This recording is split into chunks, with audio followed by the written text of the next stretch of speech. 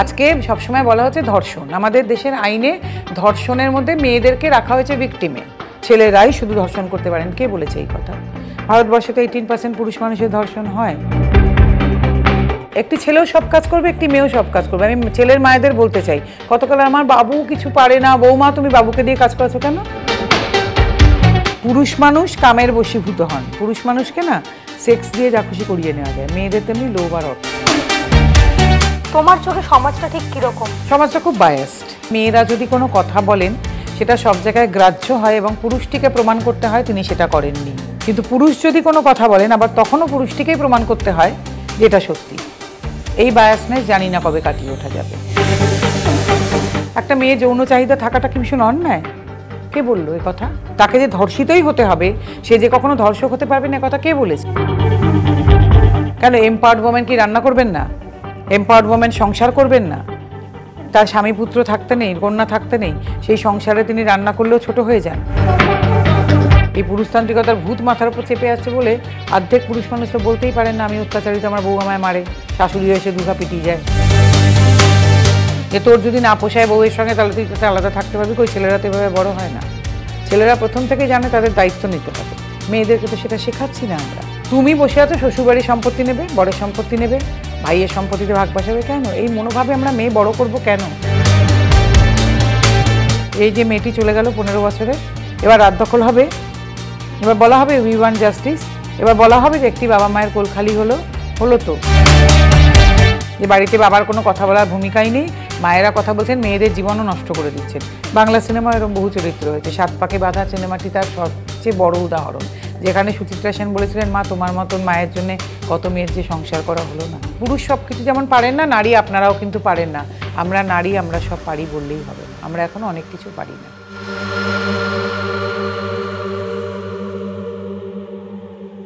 নমস্কার, আপনাদের সকলকে আবারও সিটি সিনেমায় স্বাগত।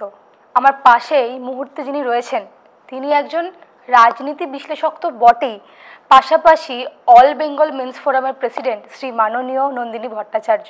নন্দিনীদি, ওয়েলকাম টু সিটি সিনেমা। নমস্কার। কেমন আছো বলো? খুব ভালো।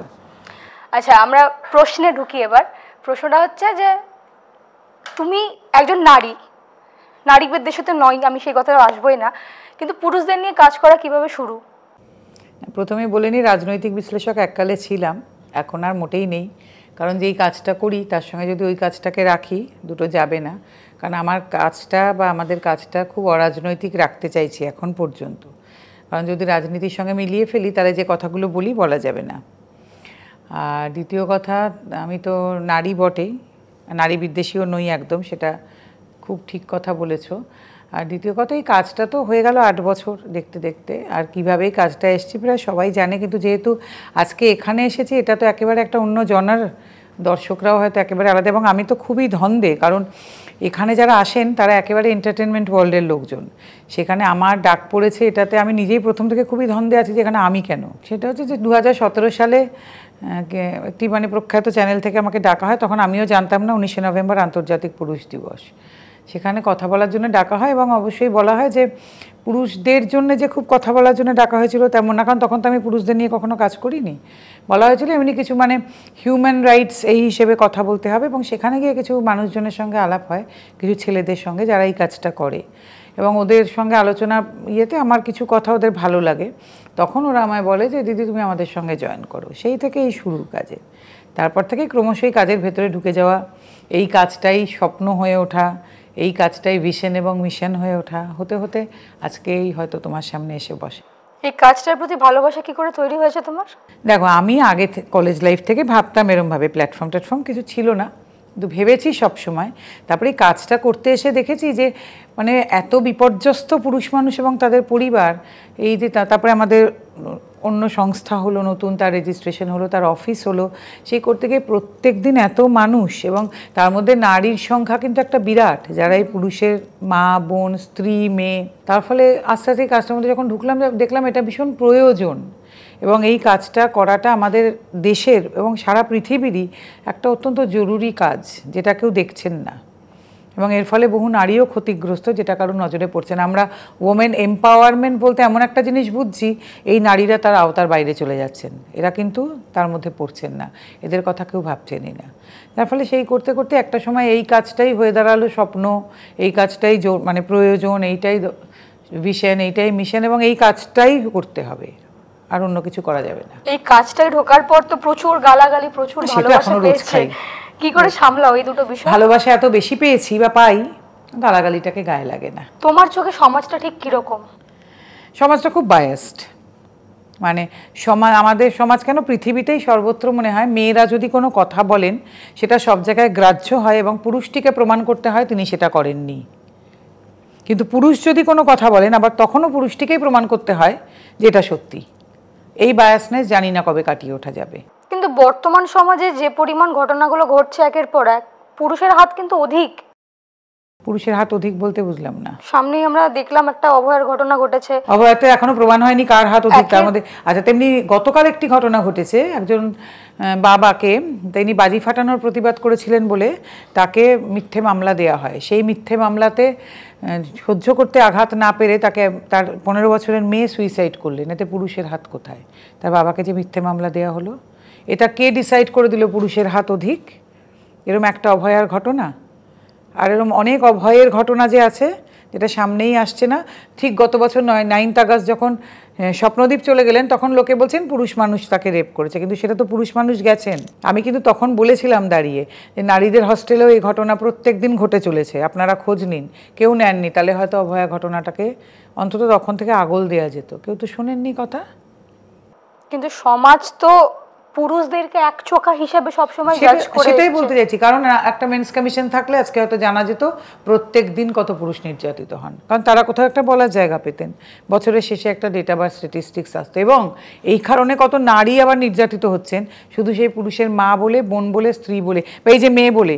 এই যে মেয়েটি চলে গেল 15 বছরের, এবার রাত দখল হবে, এবার বলা হবে উই ওয়ান্ট জাস্টিস, এবার বলা হবে যে একটি বাবা মায়ের কোল খালি হলো। তো পুরুষরা কি বরাবরই নির্যাতিত? বরাবর ছিলেন, তখন আইন ছিল না। তার মধ্যে আমাদের এই যেহেতু আজকে তোমাদের সিটি সিনেমায় এসেছি, আমি সিনেমার উদাহরণ দিয়েই বলবো। আজকে হিন্দি সিনেমায় বিভিন্ন চরিত্র চিরকাল ছিলেন, নাদিরা, শশিকলা, ললিতা পাওয়ার, কাদের দেখে এলো? বিন্দু এরকম চরিত্র করেছেন তো, যে বাড়িতে বাবার কোনো কথা বলার ভূমিকাই নেই, মায়েরা কথা বলছেন, মেয়েদের জীবনও নষ্ট করে দিচ্ছেন। বাংলা সিনেমা এরকম বহু চরিত্র হয়েছে। 7 পাকে বাঁধা সিনেমাটি তার সবচেয়ে বড় উদাহরণ, যেখানে সুচিত্রা সেন বলেছিলেন মা তোমার মতন মায়ের জন্য কত মেয়ের যে সংসার করা হলো না। তাহলে এই চরিত্রগুলো কোথা থেকে আসতো? সমাজের থেকে, জীবনের থেকেই তো সিনেমার চরিত্র উঠে আসে। আপনি তাহলে বিশ্বাস করেন ধারাবাহিকে যে পরিমাণ কুটকাচালি দেখানো হয় সেটা ব্যক্তিগত জীবনে অনেকটা ইম্প্যাক্টফুল? নিশ্চয়ই ইম্প্যাক্টফুল। আমি একটা কথা শুধু বলি, আমরা এম্পাওয়ার্ড ওমেনের কথা বলি, কিন্তু আমাদের ধারাবাহিকগুলো দেখলে বিশ্বাস হয় এম্পাওয়ার্ড ওমেনের কোনো জায়গায় সমাজে আছে? তারা সারাদিন সেজেগুজে ড্রয়িং রুমে বসে মেয়েরাই মেয়েদের সম্পর্কে সারাক্ষণ ইন্ধন যোগাচ্ছেন এবং ষড়যন্ত্র করছেন। কেউ নাকি রান্নায় নুন মিশিয়ে দিচ্ছেন, কেউ চিনি, কেউ বিষ, এই তো করছেন। এগুলো ছেলেরা কম করেন তো, মেয়েরা করে যাচ্ছেন এগুলো সারাক্ষণ। এবং তাদের জীবনে কোনো বড় হওয়ার আকাঙ্ক্ষা কখনো দেখো? তারা হচ্ছে, আমি ধরে নিলাম একটি ছেলের নাকি 3টে বিয়ে সিরিয়ালে দেখা, আমি তো বলছি সত্যি, তা সেই 3টে বিয়ের বেস্ট বউ হওয়ার জন্য একটা মেয়ের সাধনা সারাক্ষণ। কেন? তোমরা যদি এম্পাওয়ার্ড ওমেন, তাহলে তুমি ভাবছো না কেন আমি চলে যাব, আমি থাকবো না? যেই ছেলে 3টে বউ, তার মধ্যে উনি যখন অন্য 2 বউকে ছাপিয়ে কী করে উনি আরও ভালো বউ হবেন বাড়িতে থেকে, সেইটা উনি ভাবছেন। কটা এম্পাওয়ার্ড ওমেনের চরিত্র আমাদের এই সিরিয়ালগুলোই আছে বা সিনেমাতেও আছে। আবার আমাদের সিনেমায় যখনই এম্পাওয়ার্ড ওমেনকে দেখানো হয় তখনই দেখানো হয় সে একা থাকে, প্রচণ্ড ড্রিঙ্ক করে, স্মোক করে, পাবে যায়, নাচ করে, অত্যন্ত ছোট ছোট জামাকাপড় পরে। কেন? এটাই এম্পাওয়ার্ড ওমেনের উদাহরণ। আমাদের এখানে এম্পাওয়ার্ড ওমেনকে ওরকম দেখানো হয় যে প্রচণ্ড স্ল্যাং কথাবার্তা বলছে, মদ খাচ্ছে, ড্রিঙ্ক মানে স্মোক করছে, পাবে যাচ্ছে, নাচ করছে, রাত করে বাড়ি ফিরছে, মানে এবং তার কোনো ঠিকঠাক জীবন নেই। সে খোলামকুচির মতন জামাকাপড় ছাড়ার মতো বয়ফ্রেন্ড বদলাচ্ছে। ওয়াই? এটা এম্পাওয়ার্ড ওমেন নাকি? আমাদের দেশে বিদেশে বহু এম্পাওয়ার্ড ওমেন আছেন যারা সুস্থ মতো সংসার করছেন, যাদের স্বামী পুত্র আছে, যারা ঠিকঠাক করেন, তাদের কেরিয়ারটাও অসম্ভব বলে। আমাদের দেশে প্রচুর আছেন। এই যে এত বড় একটা চন্দ্রযান যে গেল, তাতে সমস্ত বিজ্ঞানীদের দেখানো হয়নি কেন? এম্পাওয়ার্ড ওমেন কি রান্না করবেন না? এম্পাওয়ার্ড ওমেন সংসার করবেন না? তার স্বামী পুত্র থাকতে নেই, কন্যা থাকতে নেই, সেই সংসারে তিনি রান্না করলেও ছোট হয়ে যান? আমি জানতে চাই মানে এম্পাওয়ার্ড ওমেনের সঙ্গে এগুলোর বিরোধ কোথায়? এই রান্নাগুলো ছোট হয়ে যায়। আমি একটা প্রশ্ন করবো, বাড়িতে যদি পুরুষ কোনো কাজ করে তাকে বলা হয় বউয়ের আঁচল ধরে রয়েছে। হ্যাঁ, কেন? আমি সেটাও তো বুঝি না। একটি ছেলেও সব কাজ করবে, একটি মেয়েও সব কাজ করবে। আমি ছেলের মায়েদের বলতে চাই, কতকাল আমার বাবু কিছু পারে না, বৌমা তুমি বাবুকে দিয়ে কাজ করাছো কেন? এগুলো তো বেসিক লাইফ স্কিল। আজকাল তো মায়েরাও বলেন আমার মামনিকে কিছু শেখায়নি কেন? এগুলোর মধ্যে কোনো ক্রেডিট নেই তো, বেসিক লাইফ স্কিল তো। অভিনেতা অভিনেত্রীরা বলছে আমি মানি কেউ সবাই বিরিয়ানি রান্না করতে পারবে, এটা নাও হতে পারে, কিন্তু মিনিমাম একটা ভাত, ডাল, ডিমের অমলেট, আলু ভাজা, এগুলো কেন মানুষ পারবে না?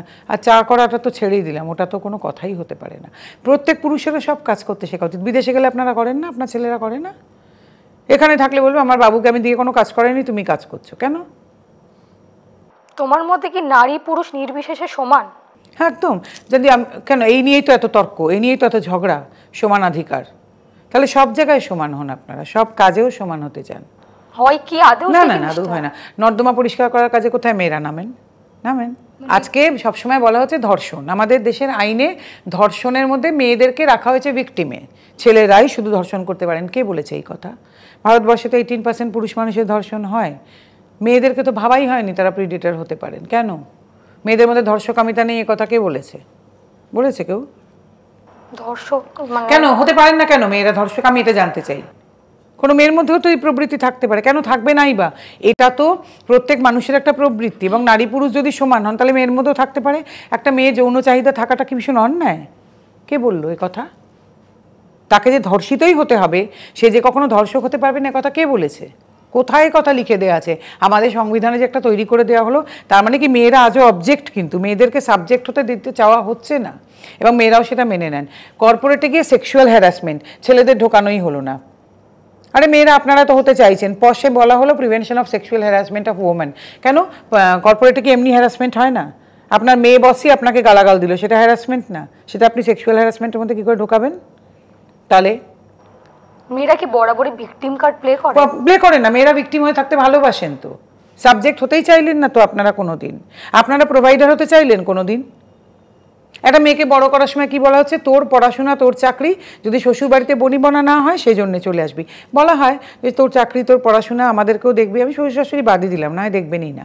তোর বরকে দেখবি, তোরও ঝকঝকে বর আসবে, তোর বরের জন্য বরের পাশে দাঁড়াবি, তুই বরকে ফ্ল্যাট কিনে দিবি, তুই বরকে গাড়ি কিনে দিবি। কোনো মেয়েকে আমরা বলে বড় করি, তার মধ্যেই বীজটা বপন করি। তারপরে মেয়েরা বলতে শুরু করেন একসময় মেয়েদের কোনো বাড়ি হয় না। কেন?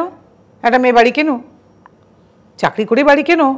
তুমি বসে আছো, শ্বশুরবাড়ির সম্পত্তি নেবে, বরের সম্পত্তি নেবে, ভাইয়ের সম্পত্তিতে ভাগ বসাবে। কেন এই মনোভাবে আমরা মেয়ে বড় করব? কেন? একটা ছেলেকেও যেমন বলি তোর দায়িত্ব আছে বাবা মার প্রতি, এই তোকে ফ্ল্যাট কিনতে হবে, গাড়ি কিনতে হবে, তাটা মেয়েকেও এভাবে কেন বড় করছি না আমরা?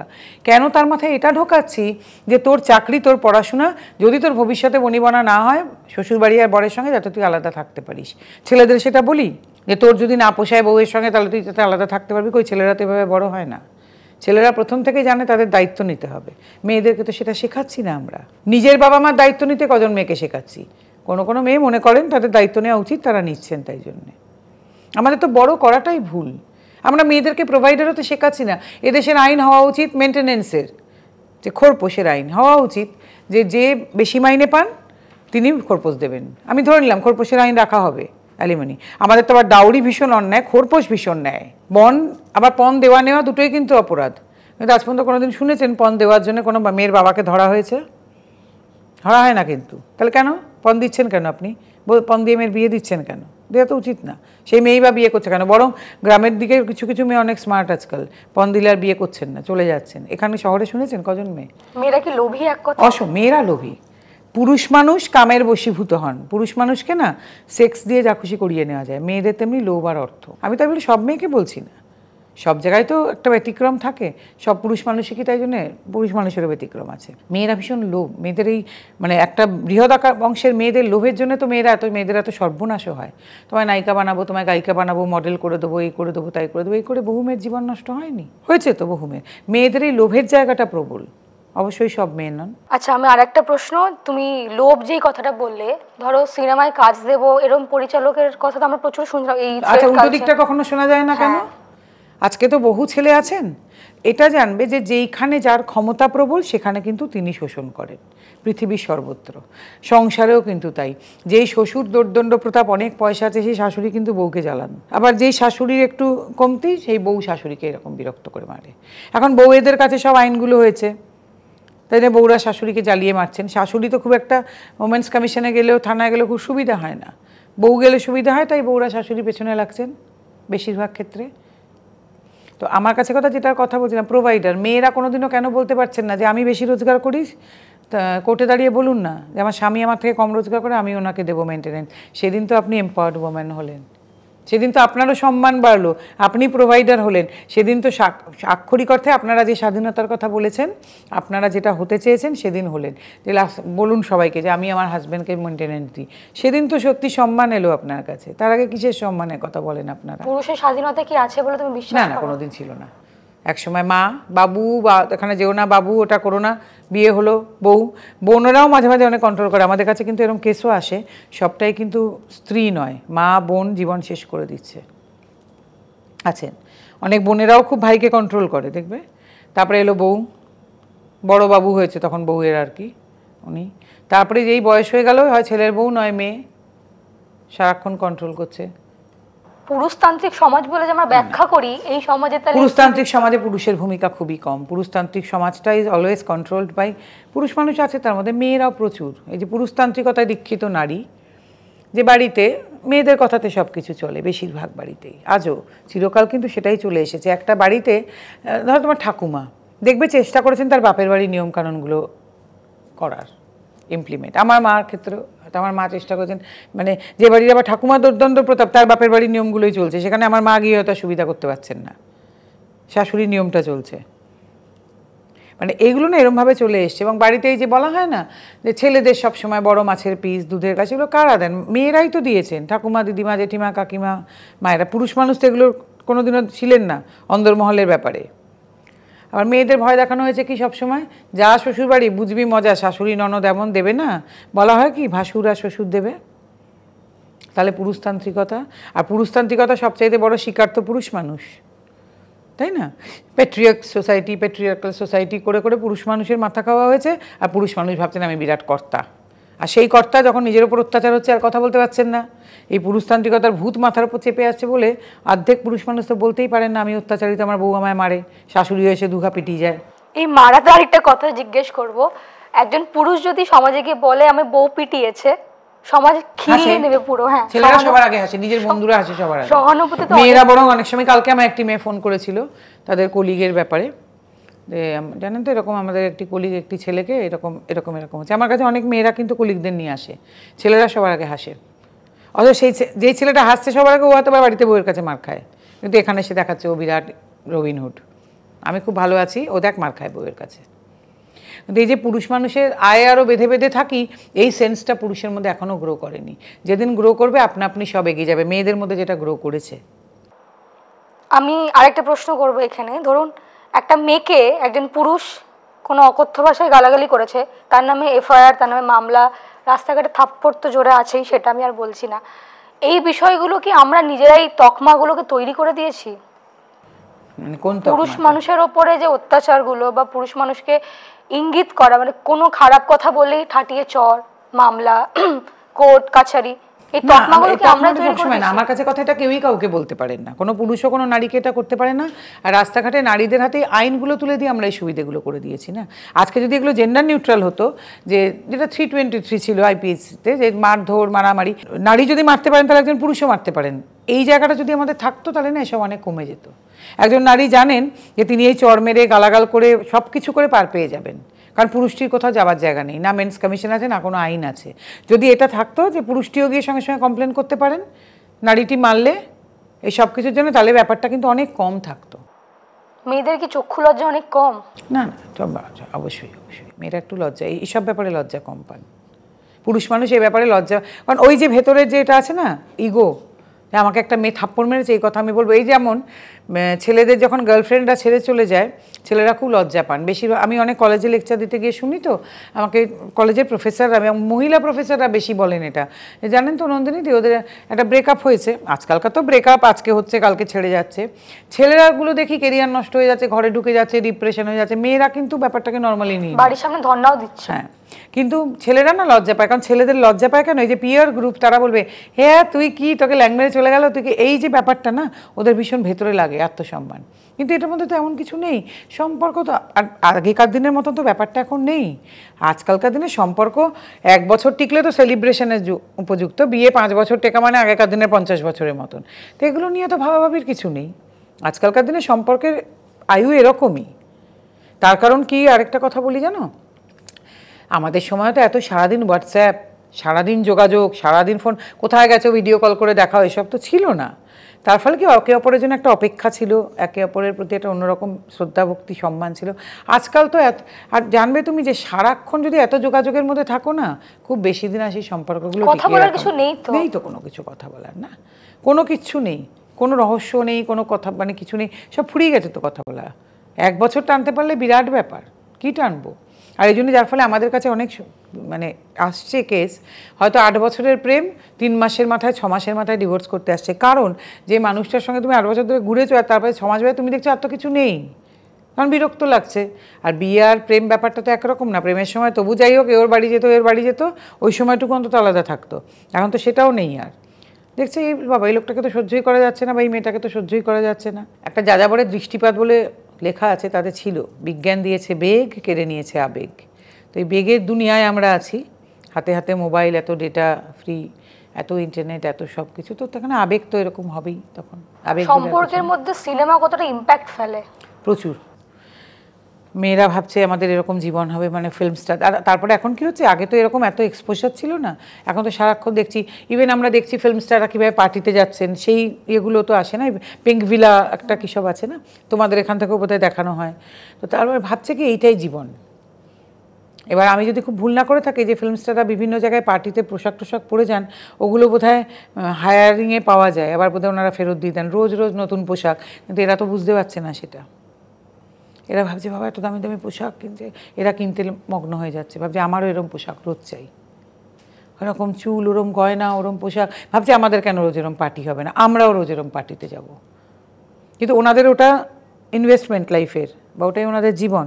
কারণ ওনারা যেই জীবনটায় বিলং করেন তাতে এগুলো খুব ইম্পর্টেন্ট।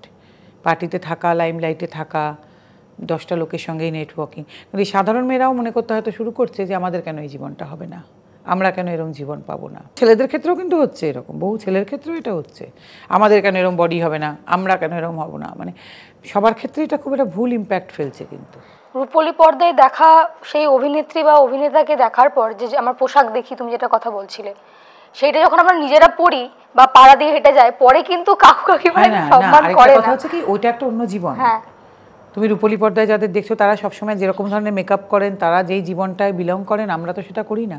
বা অনেক রূপলী পর্দার অভিনেতা অভিনেত্রী উইদাউট মেকআপ যেরকম দেখতে, আমি কিন্তু কাউকে কোনো কিছু ছোটো করতে চাইছি না, মেলে না অনেক সময়। কিন্তু একটা মেকআপ করার পরে মানুষের যে চেহারা, সে তুমি আমিও যদি মেকআপ করি আমাদের যেরকম দেখতে লাগবে, নর্মালি তো সেরকম নাও লাগতে পারে আমাদের। কিন্তু এরা না সেই বোধগুলো হারিয়ে ফেলেছেন। এরা ভাবছেন কি বলতো, অনেকেই, যে এই জীবনটা কেন হবে না, এইটাই জীবন, এরকম ঝা চকচকে সবসময় পার্টিতে যাবো, এরমভাবে সাজবো, এরম হাত পা হবে, এরম গয়না হবে।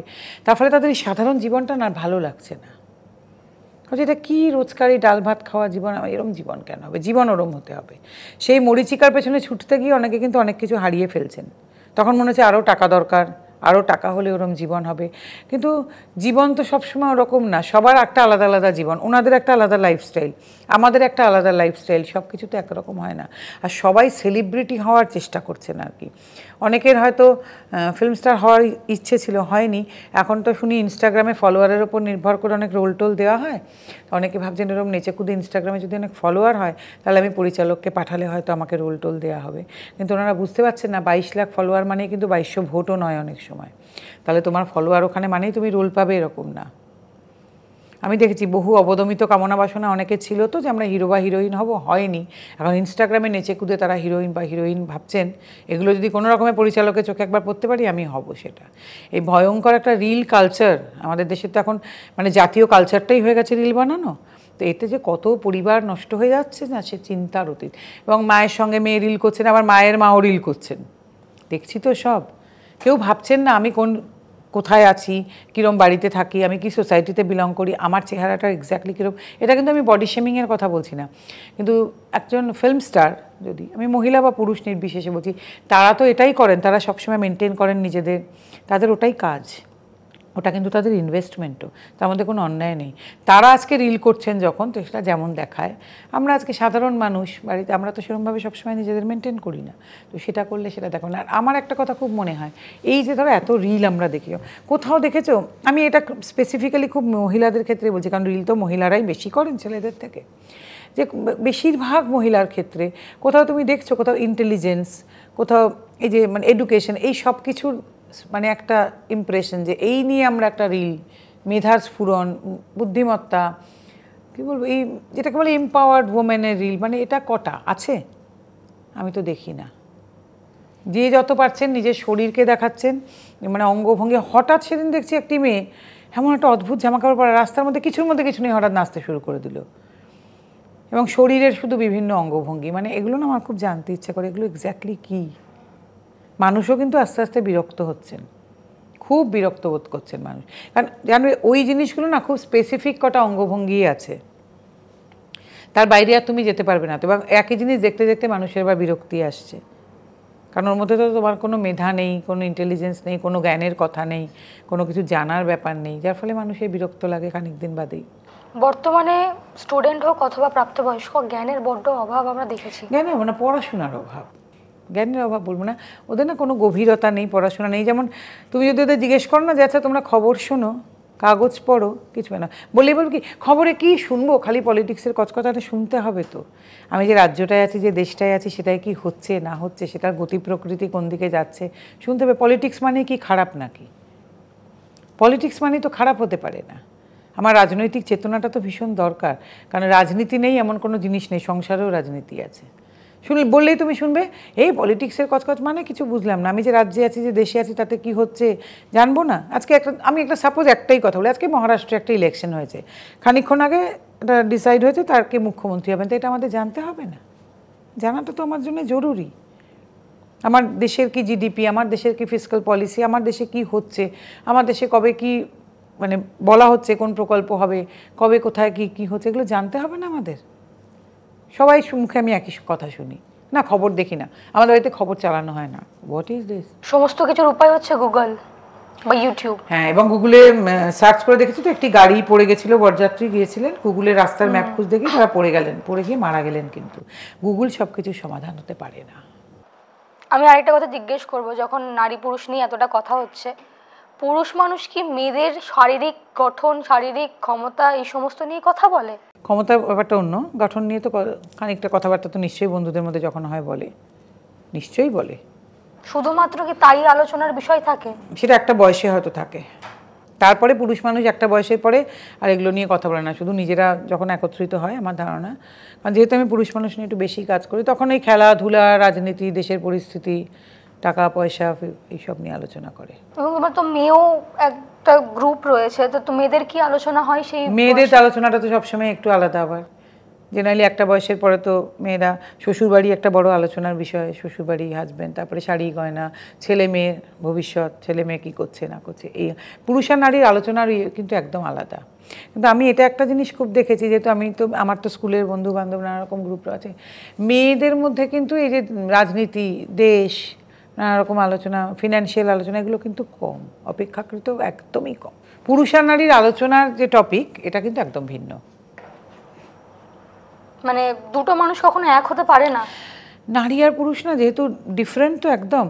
নারী পুরুষ কিন্তু এই যে যারা, অনেক নারী ভাবেন বিয়ের পর পুরুষটিকে যে পেলাম আমার মতো করে নেব, আবার অনেক পুরুষও এটা ভাবেন। আমার কাছে যেহেতু বহু পুরুষ আসেন, আমি তাদেরকে এটা প্রথমে বলি, তারাও কিন্তু বিয়ের পরে ভেবেছেন কি স্ত্রীটিকে আমার মতো করে নেব, এর থেকে বড় ভুল আর কিছু নেই। তেলে আর জলে মিশ খাবে না। কিন্তু আপনার কাছে ম্যাক্সিমাম কারণগুলো কি আসে? সবচেয়ে বেশি যেটা আমাদের কাছে তো ফলস 498-এ, যেটা এখন বিএনএসএ 85-86 হয়েছে, ডোমেস্টিক ভায়োলেন্স, মেনটেন্যান্সের মামলা, বাচ্চাকে দেখতে দেওয়া হয় না, এটা তো একটা বিরাট ব্যাপার, এটা সারা পৃথিবী জুড়ে একটা বড় ব্যাপার। হ্যাঁ, ফাদার্স রাইট মুভমেন্ট একটা বিরাট বড় মুভমেন্ট পৃথিবী জুড়ে। তারপরে এখন তো ফলস রেপটাও খুব বেড়েছে, পক্সো খুব বেড়েছে, ফলস পক্সো, শ্লীলতাহানি, মানে আর কর্পোরেটে সেক্সুয়াল হ্যারাসমেন্ট, এগুলোও বেড়েছে এখন, আগের থেকে অনেকটা বেড়েছে এটা। হ্যাঁ, তো এখন মানে বিএনএস 69 যেটা হয়েছে, বিবাহের প্রতিশ্রুতি দিয়ে সহবাস, এই নতুন বিএনএসটা আসার পর এটা খুব বাড়লো, মানে এটা হলেই না একটু মানে জোরদার ইয়ে হচ্ছে আর কি, সেই জন্য এটা বাড়লো একটু এই বিএনএসটা আসার পর। তো আমি না এটা বলতে চাই যে তেলে জলে মিশ খাওয়া খুব মুশকিল, খুবই কম ক্ষেত্রে কিন্তু মিশ খেয়েছে। যারাও মনে করছেন মিশ খেয়েছে, খানিকটা শান্তিপূর্ণ সহাবস্থান, অর্থাৎ দুপক্ষেরই নারী পুরুষের খুব বুদ্ধিমান এবং বুদ্ধিমতী তারা কারণ বিবাহ ব্যাপারটা কিন্তু অনেকটা অ্যাডজাস্টমেন্ট, খানিকটা কম্প্রোমাইজ, কর্তব্য দায়িত্ব। কারণ বিয়ের ব্যাপারটা হচ্ছে 1 বছর বাদে কিন্তু আর সেই রোম্যান্স রহস্যগুলো তো থাকে না, তখন এই পরিবার পরিজন নিয়ে থাকা, তারপরে ছেলে মেয়ে হয়ে গেলে সন্তানদের ভবিষ্যৎ, দায়িত্ব, কর্তব্য, একে অপরের পাশে থাকা, সেটা ভীষণ একটা জরুরি ব্যাপার। সব কিছু মিলিয়ে কিন্তু একটা বিয়ে সাকসেসফুল হয়। আমি তুমি মুখের দিকে তাকিয়ে তো আর বিয়ে সাকসেসফুল হয় না। অতি সুন্দরীকেও বিয়ে 2-3 বছর বাদে স্বামীর আর তত সুন্দরী মনে হয় না, বা অতি হ্যান্ডসাম একজন পুরুষও একজন নারীর কাছে তখন নর্মাল হয়ে ওঠেন, কারণ রোজই তাকে দেখা হচ্ছে। কাজে বিয়ে ব্যাপারটা কিন্তু সব কিছু মিলিয়ে সাকসেসফুল হয়। পরিবার পরিজন, দায়িত্ব, কর্তব্য, একে অপরের পাশে থাকা, মানে উভয়ের প্রতি উভয়ের সম্মান, শ্রদ্ধা, বিশ্বাস, ভালোবাসা কিন্তু তার পরে থাকে। বিয়ের ক্ষেত্রে ভালোবাসা তো ওরকম নয় যে তুমি রোজ আমায় সুন্দর দেখতে বলছো কি না আর আমি তোমায় বলছি কি না। বিবাহের ক্ষেত্রে ভালোবাসার ব্যাপারটা একদম অন্যরকম। আরেকটা প্রশ্ন এর মধ্যে আমি ইনক্লুড করতে চাই, কারণ তুমি বিয়ে নিয়ে যেহেতু কথা বলছিলে, এই যে বিয়ের পর দীর্ঘ একটা সময় আমরা পার করি, কথা বলার অনেকটা কোটা আস্তে আস্তে কমে যায়। তো এই কথা বলার কোটা, এবার আরেকটাও জানতে হবে তোমাকে, এখানে অনেক সায়েন্টিফিক ব্যাপার আছে। পুরুষ মানুষের দিনের মধ্যে যে কথা বলার কোটা আর নারীদের যে কোটা, এগুলো সব সায়েন্টিফিক আলোচনা, সেটা তফাৎ আছে। পুরুষ মানুষের দিনের মধ্যে কথা বলার কোটা না 1000-2000, আর নারীর কিন্তু অনেক বেশি, 5 থেকে 6000। সেই 2000 কোটার মধ্যে পুরুষ মানুষ অফিসে কথায় বার্তায় সব প্রায় শেষ করে আনেন। এই জন্য পুরুষ মানুষ দেখবে অফিস থেকে ফিরে বাড়িতে আর বেশি কথা বলতে চান না, ইচ্ছে করে না তার। ওই টিভি দেখছে, ওই যে ছেলেমেয়ের হয়তো পড়াশোনা দেখিয়ে দিলে তার ক্লান্ত লাগছে। মেয়েরা যারা বাড়িতে থাকেন বিশেষ করে, তাদের তো কথা বলার কোটা কমপ্লিটই হয়নি, তখনও অনেক কথা বাকি আছে। ওনারা খুব কথা বলতে চান স্বামীর সঙ্গে, এবং কথা যখন পুরুষ মানুষ আর বলতে চাইছে না, তখন মেয়েরা কী বলে বলো তো, ও সব কথা শেষ করে এসছো, কি বান্ধবী আছে কোনো, সব শেষ করে আমার সঙ্গে কথা বলার ইচ্ছে নেই। আসল ব্যাপারটা তাই না। পুরুষের অফিসে থাকলে তো প্রচুর কথা বলতে হয় না, তো করে এসে তারপরে সব কিছু না, তখন ক্লান্ত, তার আর কথা বলার কোটা খুব অল্প পড়ে আছে, আর ভাল লাগছে না। এটা মেয়েদের ক্ষেত্রে কি? মেয়েদের তো অনেক বেশি কথা বলার কোটা, তাদের তখন অনেক কথা আছে। এই সায়েন্টিফিক পড়াশোনা তো প্রায় কারুর নেই, কোথাও নেই। তাই জন্য মেয়েদের, এই জন্য এখানে থেকে প্রথম শুরু হয় বিবাদের, বিসংবাদের। কারণ মেয়েরা তো তখনও কথা বলতে চাইছেন, এবং সেটাই স্বাভাবিক। যেই মেয়েরা অফিস টফিস করেন তাদের মধ্যে একটু প্রবলেমটা কম হয়। যেন দেখবে বলে না, মেয়েরা বাইরে চাকরি বাকরি করলে এগুলো কম হয়, কারণ তিনিও তো অফিসে অনেক কথার কোটা শেষ করে এসছেন, তবু তার অনেক আছে। আবার হয়তো মেয়েরা অফিস থেকে এসেও তো ছেলে মেয়েদের পড়াশোনাও করান, সব কিছু করান, তার অনেকটা খরচা হয়ে যায়। বুঝতে পারছো আমি কি বলছি? কিন্তু যেই মেয়েরা বাড়িতে থাকেন তার তো কথা খরচা করার জায়গাই খুব একটা নেই। বিচ্ছেদ বাড়ছে কেন? ওই এই সব কিছু মিলিয়ে। আর বিচ্ছেদ বাড়ার একটা বড় কারণ, কিন্তু আমি যতই পুরুষ অধিকার নিয়ে কাজ করি তবু একটা কথা বলবো, মেয়েরা তো অনেক বাইরে বেরিয়েছেন, এক্সপোজার বেড়েছে। এটাও বুঝতে হবে যে আগের যে মেয়েরা ছিলেন বা আজকের যে মেয়েরা, তার মধ্যে অনেক তফাৎ। হ্যাঁ, মেয়েরা তখন মানে ঘরের মধ্যে ছিলেন, তাদের ম্যাচিওরিটি বলো, এক্সপোজার বলো অনেক কম ছিল। আজকে মেয়েরা সেখান থেকে না অনেক এগিয়ে গেছেন সামনে। ছেলেরা কিন্তু ওই তখন যেরকম ছিলেন এখনও খানিকটা সেরমই রয়ে গেছেন, যার ফলে অসুবিধা হয়ে যাচ্ছে। পরিবর্তনে বাধা কোথায়? বাধা এইভাবে তো হয় না। ছেলেরা না এখনো সেই জায়গাটা থেকে খুব বেশি এগোতে পারেননি, খুব বেশি এগোতে পারেননি ওই জায়গাটাতে আছেন। ছেলেরা এখনো বিয়ে বউ মানে যেটা ভাবনাটায় ছিলেন ওটা, কিন্তু মেয়েরা তো সেই জায়গাটায় আর নেই। মেয়েরা অনেকটা এগিয়ে গেছেন, বেশি বেরোচ্ছেন বাইরে, এক্সপোজার বেশি। তার সঙ্গে তো জেনেছেন আমাদের জন্য আইন আছে, অনেক সুযোগ সুবিধা, অনেক কিছু আছে, যার ফলে মেয়েরা না মানে ওই একটু অসুবিধা হলেই আর থাকতে চাইছেন না। আমি কেন থাকবো, আমি কেন সহ্য করবো, এটা মেনে ভাবছেন। আইডিয়াল ছেলের আপনার কাছে উদাহরণ কি হতে পারে? আইডিয়াল ছেলে ওরম করে কিছু বলা যায় না, আইডিয়াল মেয়েও কি বলা যায় ওরম করে? কিন্তু আমার মনে হয় যে পুরুষ মানুষকে, যেটা আমি প্রথম সবসময় মানে আমার কাছে যারা আসেন আমি তাদের একটাই বলছি, নিজেদের প্রাইড নিয়ে বাঁচুন। কোনো মহিলার পেছনে সবটুকু দিয়ে দেওয়া, তুমি আর পৃথিবীর সবচেয়ে বড় মিথ্যা কথার নাম আমি তোমায় ছাড়া বাঁচবো না, এটা হচ্ছে পৃথিবীতে সবচেয়ে বড় মিথ্যা কথা। হ্যাঁ, সবাই সবাইকে ছাড়া বেঁচে থাকেন, কারণ এটা তো বলা হয় সন্তানের থেকে বড় কিছু হয় না। তো সন্তান চলে গেলে, বাবা মা যখন বেঁচে থাকেন তাহলে সবাই ছাড়া সবাই বেঁচে থাকতে পারে। কেমন? তো আইডিয়াল পুরুষ আমার মনে হয় যে যিনি সবাইকে সমান মর্যাদা দিয়ে রাখতে পারেন, যার কাছে পার্সোনালিটি আছে, সর্বোপরি ইন্টেলিজেন্স আছে। বুদ্ধিমত্তা না থাকলে কিন্তু কোনো মানুষের কোনো কিছুর মানে হয় না। ব্যক্তিত্ব থাকতে হবে, বুদ্ধিমত্তা থাকতে হবে। এবং এক স্ত্রী আসার পরেই বাবা মাকে আর চিনি না, স্ত্রীর বুদ্ধিতে চলতে শুরু করলাম, ফ্ল্যাট কিনে নিলাম, শ্বশুরবাড়ির কাছে চলে গেলাম বাবা মাকে ছেড়ে দিয়ে, ইনি কখনো আইডিয়াল পুরুষ হতে পারেন না। পুরুষ তো বরাবরই বাধ্য হয়ে করে। না না, কে বলেছে সবসময় বাধ্য হয়ে করে না, তখন উনি ওটাকেই শ্রেয় মনে করছেন। আবার কদিন বাদে দেখা গেল স্ত্রীর সঙ্গে সেরকম বনিমন হচ্ছে না, আবার বাবা মার কাছে ফেরত আসছেন। এরকম উদাহরণ আমাদের কাছে অনেক আছে। কোনোটাই নয়, ব্যালেন্স রেখে চলতে জানতে হবে জীবনে। স্ত্রীর কাছে আইন আছে বলে আপনি স্ত্রীর সব কথা শুনবেন, এটা কখনো হতে পারে না। অনেকে সেটা বলার চেষ্টা করেন, এটা আমি মানতে পারলাম না। আপনাকে সবাইকে নিয়ে ব্যালেন্স করে চলতে হবে। তেমনি মেয়েদের ক্ষেত্রে একই কথা বলবো, যে আপনারা মেয়েরা যদি মনে করে থাকেন যে আপনাদের কাছে কিছু আইন আছে বলে আপনারা সবাইকে মানে তুর্কি নাচন নাচাবেন, এটাও হতে পারে না। আপনাদেরও মনে রাখতে হবে আপনাদেরও একটা শেষ বয়স আসবে, কিন্তু কাজে সেটাও খুব সুখকর না হতে পারে। কাজে নারী পুরুষ একে অপরের পরিপূরক, তেলে জলে কিন্তু মিশ খাবে না। আপনারা ভাববেন না আমরা একাত্ম এক প্রাণ হয়ে যাব, কোনো দিন হবেন না। কিন্তু একে অপরের পরিপূরক, একে অপরকে ছাড়া থাকাও খুব মুশকিল। সব কিছু পুরুষ সব কিছু যেমন পারেন না, নারী আপনারাও কিন্তু পারেন না। আমরা নারী, আমরা সব পারি বললেই হবে না, আমরা এখনো অনেক কিছু পারি না। আমরা নারী, আমরা সব পারি করতে গিয়েও মেয়েরা অনেকটা না পিছিয়ে গেছে। যে অনেক কিছুতে পিছিয়ে যাচ্ছেন, এবং নারীরা নারীদের সবচেয়ে অসুবিধা করে দিচ্ছেন। আজকে বিভিন্ন জায়গায় এত মিথ্যে মামলা ওনারা করছেন, সবাই অবশ্যই নন, কিয়দংশ নারী এত করছেন না, যার ফলে নারীদেরকে আর কেউ বিশ্বাস করছেন না। মামলা হলে বলছেন হ্যাঁ এটা ফলস মামলা দিয়েছে। কার অসুবিধা করছেন? পুরুষের না তো, নারীর অসুবিধা করছেন। তো আমরা পুরুষরা কি এরম করে? পুরুষরা ফলস মামলা কার বিরুদ্ধে দেবে? পুরুষে তো মামলা করার কোনো জায়গাই নেই, কার বিরুদ্ধে ফলস মামলা দেবে পুরুষ? নারীই দিতে পারেন না এটা। আমি আরেকটা প্রশ্ন ঢুকবো, পরকীয়ায় তুমি কি বিশ্বাস করো? না না, পরকীয়া, আমি একটা কথা বলি, পরকীয়া আমাদের দেশে আইন সিদ্ধ করে দেওয়া হয়েছে, সে নিয়ে আমার কথা বলার কিছু নেই। আর বাকি কথা আমি বলতে গেলে অনেক সনাতনী মানুষের আমার ওপর ঝাঁপিয়ে পড়বেন, কিন্তু আমাদের দেশে পরকীয়া আজীবন আইন সিদ্ধ না হলেও সমাজ সিদ্ধ বলে মেনে নেওয়া হয়েছে। পরকীয়া নিয়ে আমরা অনেক কিছু মানে কি বলবো মেনে নিয়েছি, তাদেরকে অনেক বড় স্থান দিয়েছি সবই। তবে পরকীয়া নিয়ে আমি কিছু এই জন্যই বলতে চাই না যে পরকীয়ায় মানুষ পড়েন, একজন নারী একজন পুরুষের সঙ্গেই পড়েন, বা একজন পুরুষ একজন নারীর সঙ্গেই পড়েন। সব কেন পড়েন, কিসে পড়েন? নারীদের ক্ষেত্রে বলতে গেলেই বলা হয় নারীরা নাকি মানে স্বামীর থেকে যথেষ্ট সাপোর্ট পাননি, নানা রকমভাবে কি বলবো স্যাটিসফাইড হননি, অর্থনৈতিক, শারীরিক, সামাজিক সবভাবে, তাই পরকীয়া পড়েছেন। আর পুরুষ পরকীয়া করলেই বলা হয় তিনি লম্পট এবং চরিত্রহীন। এটা কেন বলা হয় আমি আজও বুঝে উঠতে পারিনি। তাই পরকীয়া আমাদের দেশে আইন সিদ্ধ বলে যখন মানা হয়েছে, তখন নিশ্চয়ই সেটাকে সাপোর্ট করা হয়েছে বলেই মানা হয়েছে। অভিনেত্রীরা বলছেন পরকীয়া ইজ ভেরি গুড। সেটা ওনারা বলতে পারবেন, আমি গুড ব্যাডের এতে যাব না, কারণ পরকীয়ার জন্য যদি কোনো সংসার ভেঙে যায় তখন তো সেটা গুড হতে পারে না। না, থ্রেড কালচার যে পরিমাণ আমরা ইন্ডাস্ট্রিতে দেখেছি, সেটা কিন্তু ব্যক্তিগত জীবনেও মানুষের সাথে নিত্যদিন ঘটেছে, সেটা নারী হোক পুরুষ হোক, সবার সাথেই। তোমার কাছে এরকম কমপ্লেন কত এসেছে? আচ্ছা আমি একটা কথা বলি, থ্রেড কালচার কাকে বলে? তুমি যখন ছোট ছিলে দেখবে তোমার মা তোমাকে বলবে আজকে বাবা আসুক মজা দেখাচ্ছি তোমার, এটা থ্রেড কালচার। এটা ইন আ লাইটের সেন্স, আমাদের সবার কিন্তু এই অভিজ্ঞতা আছে, মা বাবাকে বলে দেবে ছোটোবেলায়। আচ্ছা আজকালকার বাচ্চারা তো এটা খুব ফিল করে, কারণ পাশের সিটের মেয়েটি বা ছেলেটি 98 পেয়েছে অঙ্কে, তুমি 93 পেয়েছো, তোমার মা তো তোমাকে যেন খেতে তো দেবেই না, পিঠের হাড়ও আস্ত থাকবে না। তোমার মা তো প্রায় আত্মহত্যা করার সামিল না, কারণ ও 98 পেয়েছে, ওর মা তো আজকে রাস্তায় বেরিয়ে এমন করবে যে তোমার মানে তুমি যেন একদম একটা কী বলবো ফেলটুস ছাত্র বাচ্চাটি। এটা থ্রেড কালচার না?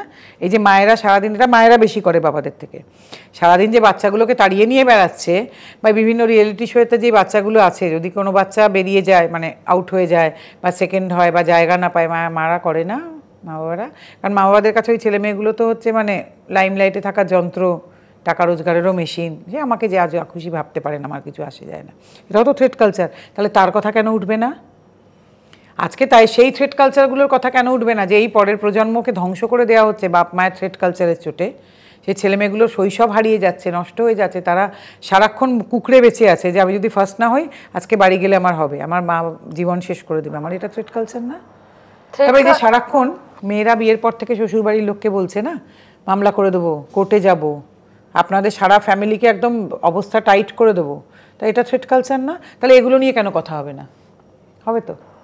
ইন্ডাস্ট্রিতেও তো আছে শুনেছি কাজ পাবো না, কাজ দেওয়া হবে না। কিছুদিন আগে একটি মেয়ে তো এই জন্য আত্মহত্যাও করতে গিয়েছিল, তা সেটাও তো থ্রেড কালচার। কথা হলে সব কিছু নিয়ে হোক, হয় না? হয় না তো। বাড়ি থেকে থ্রেড কালচারের উৎপত্তি, ছোটবেলার থেকে। হ্যাঁ আমরা দেখেছি যে বাবা, আমার কাছে তো এই থ্রেড কালচারের কমপ্লেন সারাক্ষণ ছেলেরা এসে বলছে দিদি বলবেন না, সারা দিন বাড়িতে বলছে কোর্টে চলে যাব, পুলিশে যাব, থানায় যাবই, এটাও তো থ্রেড কালচার। তাহলে আমরা এই নিয়ে কেন কথা বলি না?